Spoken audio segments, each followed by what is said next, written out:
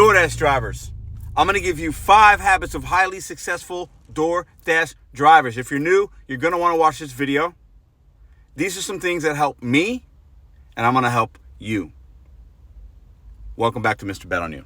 There's a lot of different things I can put in this video, how to be successful with DoorDash. And I've said before, it's very market dependent. Your things are going to be different than mine. But at the end of the day, these things do help me. And I want to capture some new drivers' ears, capture your mind, maybe help you out if you're a new driver and you stumbled upon this video. Let me know in the comment section down below. If you're a veteran, let me know what are 5 things that make you successful if you're having success with DoorDash. A lot of people are struggling with it. So I want to make this video to give you guys some kind of positive things you can think about and implement while you're out there. Let's go. And these are all going to be very simple. And like I said, I want to hear your opinions down below, what you guys think. A lot of new drivers, I think, when you're new, and I try to think back to when I was new, you don't know what areas are going to be good, this, that, whatever, and you're just kind of like, drivers drive around too much sometimes. First thing of a successful driver, don't drive around looking for orders, wasting your fuel and your time. Don't just drive around aimlessly until you get something. Find a spot, and if I'm you, I look at my DoorDash app. You should have the customer app on your phone. What places are close? Where's a good area? Find that spot and park. You want to have opportunities. Okay?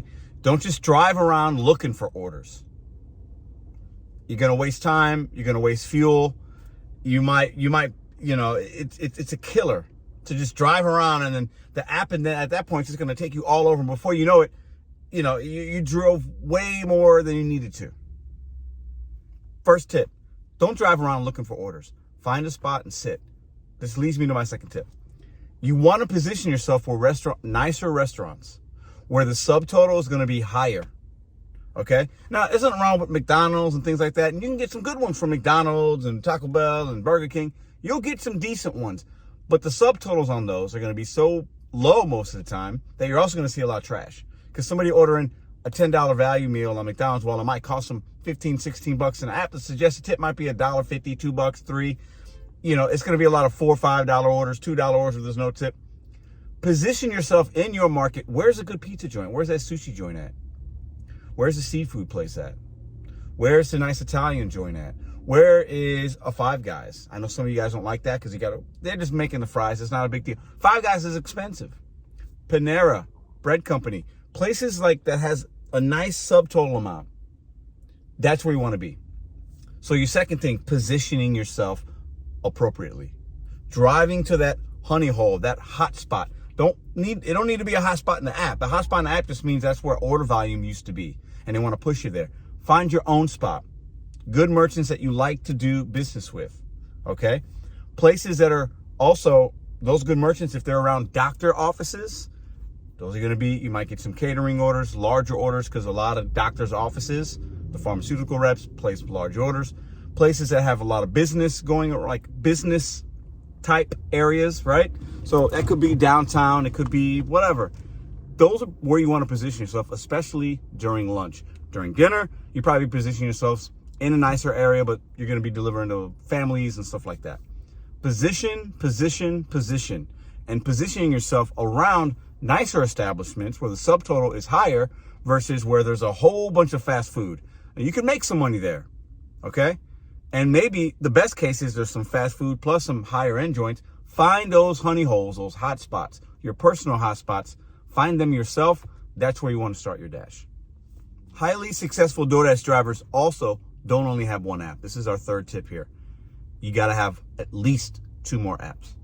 Get on Uber Eats, get on Instacart, Grubhub, whatever the app is for you. Shipped, Deliver that. There's a lot of apps out there. You have to have at least 1 or 2 or 3 other ones because you need to fill the downtime. With the DoorDash app, it will keep you busy with trash, some days busy with good orders. There are days, especially if you're, you know, in a smaller city, where it might be an hour and you saw 1 or 2 offers. You can't make money like that. You got to have another app, especially between the hours of like 1:30, 4 p.m.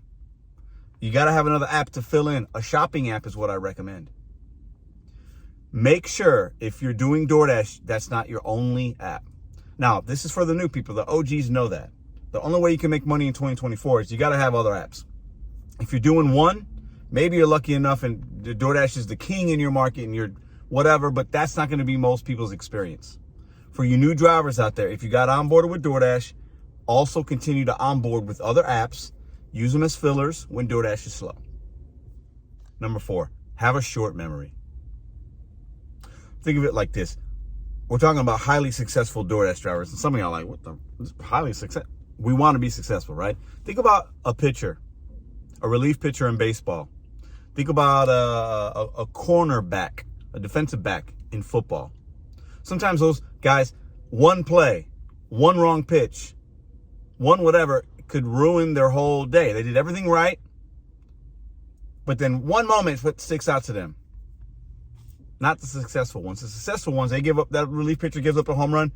It is what it is. What did I do wrong? I got to go relief the next day. That cornerback, that defensive back gives up a long touchdown to some guy. Hey, I got to go out there the next series. I got to forget about that, analyze, and move on.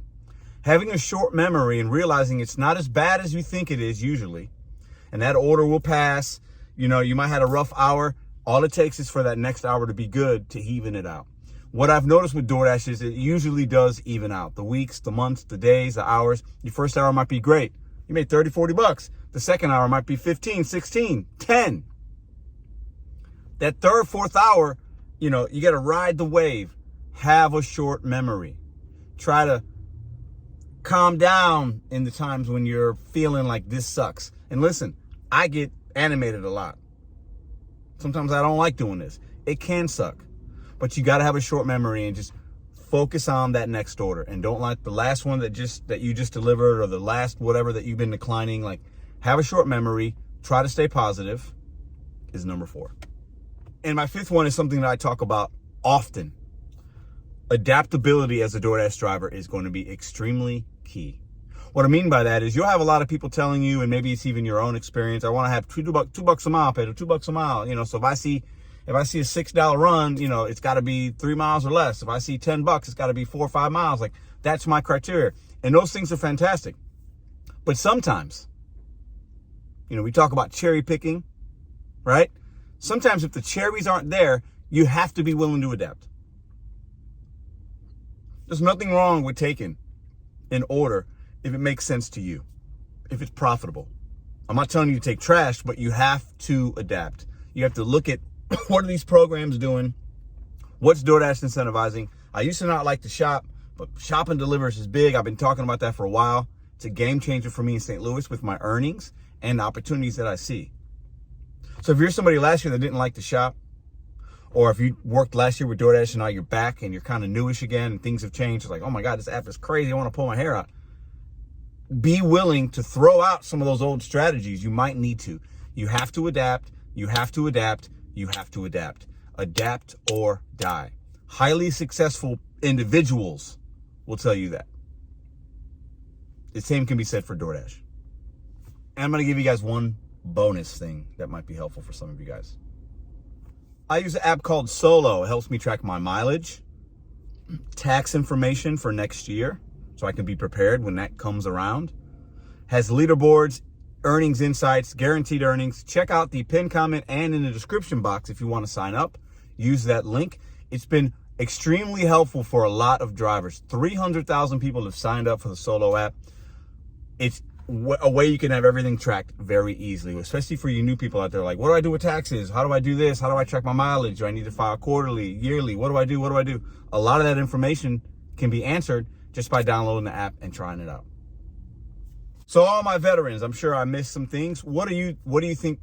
What are your 5 successful habits of a DoorDash driver, or Uber Eats, or Instacart, or gig worker, whatever? I said DoorDash, but you know, we could break it down into some of the other apps that you use. What are some of the things that you veterans have learned? I know I missed a lot. This video, I could have given you 20 or 30 things. There's a lot of details within the app and how to navigate and this and that. And maybe I'll make that video because I haven't done that. But that information's out there on a lot of other channels and my channel if you know and you watch enough. But what do we miss? What would you like to add to the new people that are coming to DoorDash? More drivers are coming to these apps, man. It's an issue. The saturation's crazy, but it is what it is. We can't control that. DoorDash is going to keep onboarding people. It's an opportunity for them. It is what it is. And if you're new, let me know in the comments down below. What questions do you have? I can answer them in the comments section down below. And if you're watching this video, thumbs it up, thumbs it down, subscribe, all that good stuff. I almost forgot. Most of y'all probably won't see this. I'll put it at the end, but for those that know, no. Monday. I'll probably be getting on delivered that this next week, but also I might have a video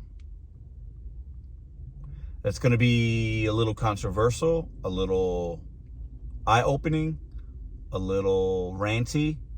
I might have a new formed beef with a gig app. And I'm going to let the weekend go by and see what happens. And if things don't facilitate the way I think they should, you might get a video Monday. I'm saying this just to give you guys a teaser. And the video might not ever be made based on the reaction of things. So I'm giving you guys a teaser, something to think about. It will be probably one of my more provocative videos that I'm going to make if I need to film it. And it's going to be interesting to say the least. I've already talked about it in my head, what I would say and what I would share with you guys. So be on the lookout on Monday. It might happen, it might not. This weekend is going to be interesting to see how people react. Giving you guys a little teaser there, I know. You guys have a great weekend. See you when I see you.